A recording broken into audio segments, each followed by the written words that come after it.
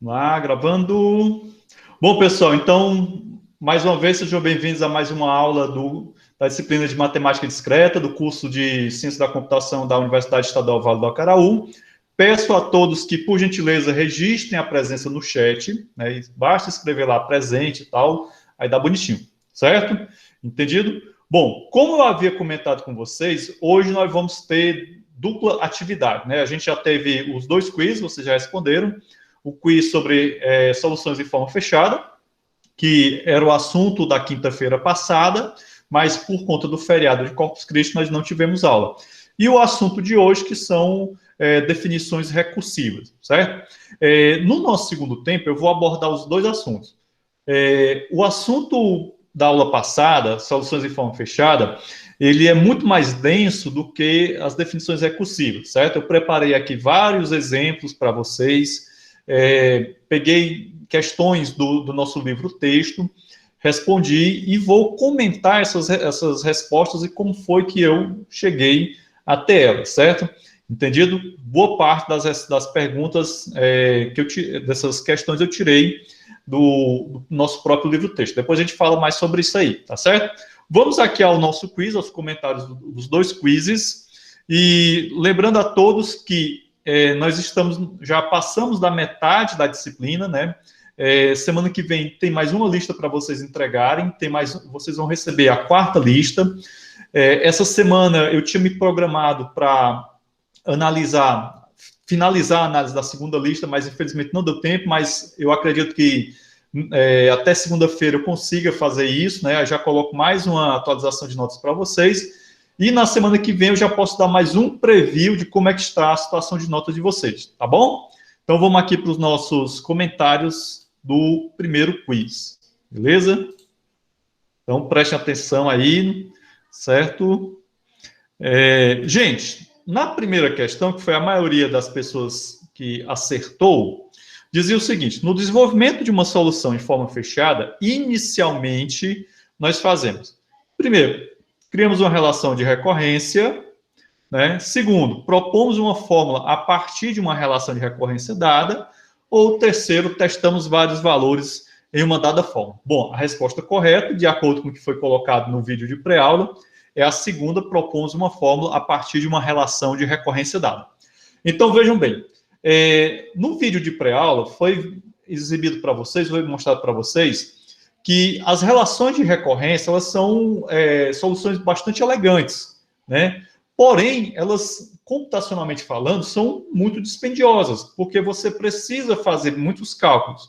Já uma solução em forma fechada, você tem o quê? Você tem uma função que recebe um determinado valor, geralmente um inteiro, e ela retorna o resultado dessa função, certo? A gente vai comentar mais sobre soluções em forma fechada no segundo tempo, e a resposta correta foi essa daí. Propomos uma fórmula a partir de uma relação de recorrência dada. Então, geralmente, né, para você construir uma solução em forma fechada, você parte de uma relação de recorrência. A partir da relação de recorrência, você propõe uma solução.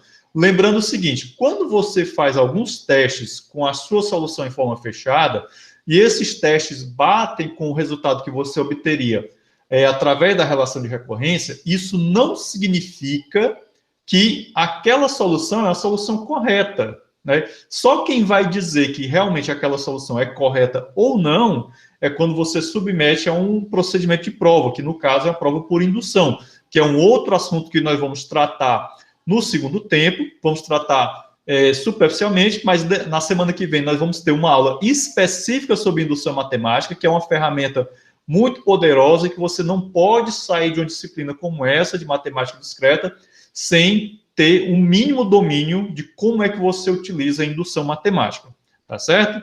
Bom, parabéns. Algumas pessoas colocaram aqui, criamos uma relação de recorrência. Essa opção, eu poderia dizer para vocês que ela não está de todo errado, digamos assim, né? Vamos supor que você tem uma situação em que você não tem a relação de recorrência. Inclusive, eu vou trabalhar um exemplo no segundo tempo, que a gente tem somente uma sequência de números, e aí a questão pede para a gente formular uma solução em forma fechada. Ela não dá uma relação de recorrência, certo? Então, eu poderia dizer que dessas duas opções, a opção correta, de fato, essa que a maioria marcou, mas, de uma certa maneira, aquela que 4 assinalaram, ela não está de todo errado, tá certo? Eu poderia até, de repente, considerar alguma coisa aí, tá certo? Bom, gente, vamos partir aqui para a segunda opção. Precisamos usar a imaginação no desenvolvimento de uma solução em forma fechada. A maioria acertou. Por quê? Porque, como foi dito lá no vídeo de pré-aula, quando você vai criar uma solução em forma fechada, em geral, você faz uma aposta, você faz você testa alguma fórmula, verifica se está correto ou não, certo? É tanto que é necessário você fazer uma prova por indução, né? Para verificar se realmente aquela solução que você está propondo ela é válida ou não, ela está correta ou não. Uma solução em forma fechada que realmente é correta é aquela que vai valer para qualquer n que você passar para aquela função, né? Função ou solução em forma fechada dá no mesmo, beleza? Entendido? Bom, vamos partir aqui para adiante. Próxima questão. Caracteriza fortemente o pensamento matemático. Nessa questão aqui, eu já construí ela a partir mesmo do que a gente falou no vídeo de pré-aula, que é uma coisa que geralmente eu costumo comentar nas aulas de discreta, né? O pensamento matemático, ele tem uma característica, né? E aí eu elenquei essas 4 opções aí, que podem ser vistas por muitas pessoas, principalmente quem não é estudioso da área, como sendo uma característica do pensamento matemático. Mas vejam que a questão fala sobre caracteriza fortemente o pensamento matemático. Compreensão de formas caracteriza o pensamento matemático? Sim, caracteriza, mas não tão fortemente quanto a opção correta, que é a identificação de padrões, certo? Então, você pode observar no estudo, né, da matemática, dos diversos campos da matemática, não somente na discreta, como a matemática contínua, né, que envolve o cálculo 1, o cálculo 2, como também na probabilidade, na estatística, enfim, nos diversos campos da matemática. Identificar padrões é a característica mais forte do pensamento matemático. Inclusive, isso está colocado lá no nosso livro texto, né? Em outros livros textos que vocês, porventura, venham a consultar no futuro, muito provavelmente vocês vão encontrar essa ênfase com relação à identificação de padrões.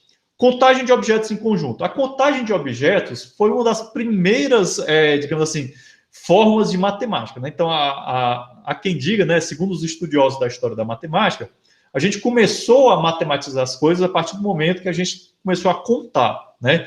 Mas aí é que está. Muitas vezes a gente confunde contar com matemática, então essas coisas. E eu costumo dizer o seguinte: contar é uma coisa mais voltada para a computação. Então, computar e contar tem muita relação. O pensamento matemático ele é um pouco mais do que contar, né? Identificação de variáveis seria aquela alternativa não muito correta, né? Então, não é uma característica muito forte do pensamento matemático identificar variáveis, certo? Entendido? Porque, afinal de contas, em nem todos os campos da matemática a gente trabalha com a ideia de variáveis, certo? Então, para ficar bem claro, para a gente passar para a próxima questão. Identificar padrões é uma das características mais fortes do pensamento matemático. Então, bons matemáticos, em geral, identificam padrões com muita facilidade. São bons identificadores de padrões. Ok? Bom, usar sequências de diferenças é uma boa técnica para identificar padrões na construção de uma solução em forma fechada. Resposta correta, verdadeiro, né? A maioria acertou. Então, quando a gente está buscando, né, desenvolver uma solução em forma fechada, e a gente tem uma sequência de números, né? E a gente está naquele ponto de olhar para aquela sequência de números e ficar se perguntando, meu Deus, por onde é que eu começo, né? Então, lá no vídeo de pré-aula, né, foi mostrado para vocês que uma técnica que é essa de sequência de diferença, ela pode ser utilizada para identificar um determinado padrão. Então, geralmente naqueles desafios que aqui e acolá aparece no Facebook ou no Instagram, né, que tem lá uns numerozinhos, aí a pessoa pergunta qual é o próximo número da sequência, né? Então, em geral, a primeira coisa que a gente faz? Vai buscar, né, identificar uns padrões, fazendo diferença e tal, tentando encontrar o tal do padrão para poder dizer assim, bom, se o padrão é esse, o próximo número será tal número, certo? Entendido? Super verdadeiro aí a resposta de vocês, né? A maioria acertou, parabéns, certo? Mas essa é a única técnica? Não, né? Você, na hora que você está procurando desenvolver uma solução em forma fechada, realmente você vai precisar utilizar muito a sua criatividade. Muitas vezes você propõe uma determinada fórmula, né, e vai pelo método das tentativas, certo? É um negócio assim meio, como é que se diz? Trabalhoso. Bom, vamos agora para a última, acho que é a última questão, faz parte da prova por indução. Lembrando o seguinte, hoje nós vamos trabalhar com prova por indução a partir de uma perspectiva mais superficial. Na semana que vem, nós vamos ter uma aula exclusivamente só para a gente trabalhar com prova por indução, né? Prova por indução costuma ser algo difícil de entender num primeiro momento, mas depois que você pega a manha da coisa, depois que você saca o que é que precisa fazer, pronto, a coisa fica super tranquila. Bom, então vamos lá. A maioria acertou, parabéns, né?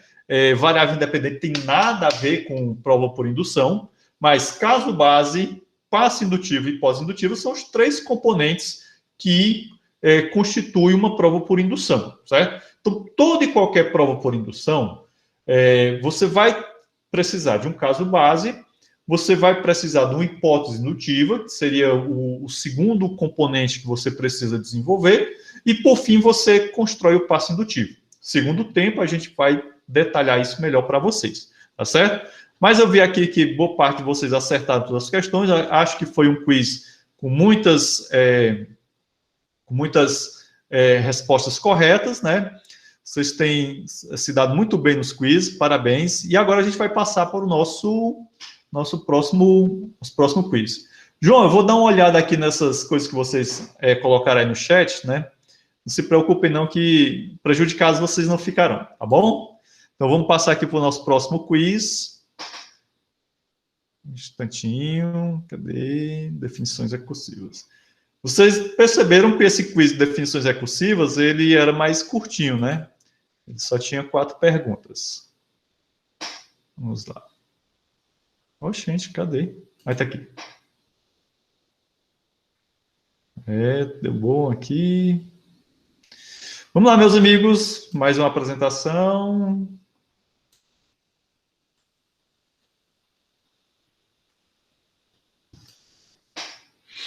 Bom, cadê? Aí tá aqui. Bem, primeira pergunta. Quanto às partes de uma definição recursiva, é correto afirmar exceto? Olha, esse exceto às vezes bagunça a vida da gente de uma maneira fenomenal. Bom, o caso base geralmente define o objeto mais simples possível. Correto. Né? O caso base, o nome já diz tudo. Ele define o objeto mais simples possível, certo? Por isso que ele é o caso base. Quando você utiliza definição recursiva para algoritmizar, ou seja, você vai criar um algoritmo a partir de uma definição recursiva, a gente pode dizer que o caso base, ele é o ponto de parada, né? Aquele caso onde seu algoritmo para o processo. Segundo, a parte recursiva define o objeto mais complicado. Também estava na cara essa daí, né? Porque realmente, a partir do caso recursivo, você vai definindo objetos mais complexos. Eu coloquei aí complicado, mas eu acredito que ficaria melhor se eu tivesse colocado complexo, né? Complexo já é uma palavra melhor para essa situação. E o último, né? E aí estava muito na cara, o caso recursivo define um objeto mais simples a partir de um caso mais complexo, certo? Então, essa terceira alternativa aí, vou ser bem sincero, era para todo mundo ter marcado ela, porque estava muito na cara, porque ela contradiz a primeira, ela contradiz a segunda, enfim, né? Mas tudo bem, vamos passar adiante. É como eu costumo dizer, essa palavrinha exceto, que aparece no enunciado de algumas perguntas, ela costuma ser uma verdadeira casca de banana para vocês. Beleza? Bom, em definições recursivas, opcionalmente podemos ter apenas um caso base.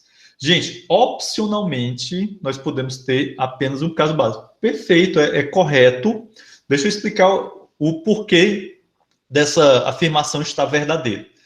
Nós podemos ter mais de um caso base.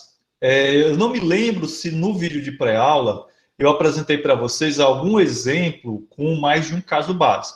Aliás, tem um exemplo com mais de um caso base que a gente poderia lembrar da série de Fibonacci. Na série de Fibonacci você tem dois casos base. Tem quando o n é igual a 1, tem quando o n é igual a 2. O resultado de cada um deles é o mesmo, certo? E, se eu não me engano, tem outros exemplos, né? Eu não estou lembrado se eu trabalhei esses exemplos no vídeo de pré-aula, mas eu talvez tenha trabalhado esses outros exemplos na aula do semestre passado, que está lá gravada, e eu tenho recomendado muito a vocês assistirem às aulas do semestre passado também, certo? O vídeo das aulas do semestre passado é importante, porque aqui e acolá eu não abordo nessa aula aqui algo que eu já abordei no semestre passado, que está lá gravado, certo? É tanto que eu estou tentando dar uma ênfase maior agora, em 2020.2, na questão dos exercícios, certo? Entendido? Mas deu para entender aí por que essa questão, essa proposição em definições recursivas, opcionalmente podemos ter apenas um caso base, ela é verdadeira? Deu para entender? Ei, professor, Ah. se eu não me engano, essa questão aí, eu marquei certo, só que na hora de enviar o relatório, acusou que eu tinha marcado falso. Aí é complicado, Keila, porque de repente você tenha, por engano, realmente assinalou a opção falso, né? Se o relatório final está dizendo que você marcou falso, o sistema do relatório ele pega aquilo que você realmente marcou. É muito estranho, né? Às vezes a gente se confunde, a gente pensa que marcou uma coisa, né? Certo? Beleza? Bom, entendido aí a história do opcionalmente? Então, quando eu digo opcionalmente, se eu tivesse dito obrigatoriamente, aí sim a pergunta, essa proposição estaria falsa, certo? Beleza? Vamos avançar um pouquinho aqui. Para escrever definições recursivas, é fundamental ver o objeto desejado como sendo construído por camadas. Pô, super verdadeiro isso aí. Então, toda vez que a gente trabalhar com recursividade, você deve lembrar sempre da analogia com a cebola, né? Quem já cortou uma cebola deve ter percebido que uma cebola é construída por camadas, certo? Então, qualquer objeto que é definido recursivamente, né? E aí quando eu falo em objeto definido recursivamente, pode ser qualquer um, inclusive, por exemplo, o conjunto dos números naturais ímpares, que é um exemplo que a gente vai ver no segundo tempo, ele pode ser definido recursivamente. Então, vários e vários tipos de objetos matemáticos, eles podem tranquilamente serem definidos assim, e aí sempre você lembrar que numa definição recursiva você pode ter um ou mais casos base e um ou mais casos recursivos. Ainda tem esse detalhe, você pode, em determinados momentos, ter mais de um caso recursivo, certo? Bom, por que eu estou enfatizando tanto essa questão de ter mais de um caso recursivo ou não? Porque, por exemplo, quando você for trabalhar com programação lógica, com Prolog, no caso, vocês vão utilizar muito recursividade. Então, o Prolog é uma linguagem essencialmente recursiva. Então, muitos problemas que a gente resolve em Prolog só dá para ser resolvido com recursividade. E, muitas vezes, a gente trabalha com mais de um nível de recursividade, com mais de um caso recursivo lá no Prolog, tá bom? Mas isso são cenas do próximo capítulo, lá na disciplina de inteligência artificial, que talvez vocês poderão ver comigo também, certo? Nunca se sabe o futuro, mas acho que eu já comentei com vocês que eu já ministro essa disciplina, mas quem sabe no futuro eu volte a ministrá-la também. Bom, gente, acho que a última pergunta faz parte da definição recursiva de um palíndromo exceto, né? Então, vejam bem, o que é um palíndromo? Palíndromo é aquela palavra que, se você lê da direita para a esquerda e da esquerda para a direita, você tem a mesma palavra. Por exemplo, ovo. Né? Ovo, tanto faz você ler da esquerda para a direita quanto da direita para a esquerda, você vai ter a mesma palavra. Correto? Então, dessas opções aí, a que a maioria marcou e que acertaram, se x e y são palíndromos, Então, XY, YX é um palíndromo. Ora, se você conhece a definição de palíndromo, assim que você batesse o olho no enunciado dessa opção, você já marcaria ela como errada. Por quê? Porque isso daqui, ó, vou até destacar para vocês, isso daqui não é um palíndromo, certo? A ideia de um palíndromo é como tem aqui na opção 3, ó, XY. Ops, isso daqui é um palíndromo, certo? Entendido? Bom, cadeia vazia é um palíndromo, né? Lá no vídeo de pré-aula eu expliquei para vocês a importância da cadeia vazia, principalmente para a programação, né? Se x e y são palíndromos, então y, x, y é um palíndromo. Essa própria construção aqui já é um palíndromo. Qualquer símbolo A é um palíndromo, né? Então, o símbolo A qualquer, sozinho, ele já pode ser encarado como sendo um palíndromo, correto? Entendido? Bom, gente, então, ficamos por aqui, né? Nesse nosso primeiro tempo. Esse primeiro tempo foi um pouco mais extenso do que os demais. Deixa eu encerrar aqui essa apresentação. E vamos para aquele nosso tradicional intervalo, né, de 10 minutinhos. São 10h36, às 10h46 a gente está de volta, beleza? Então, vou deixar vocês com as musiquinhas e daqui a 10 minutos a gente volta, tá bom?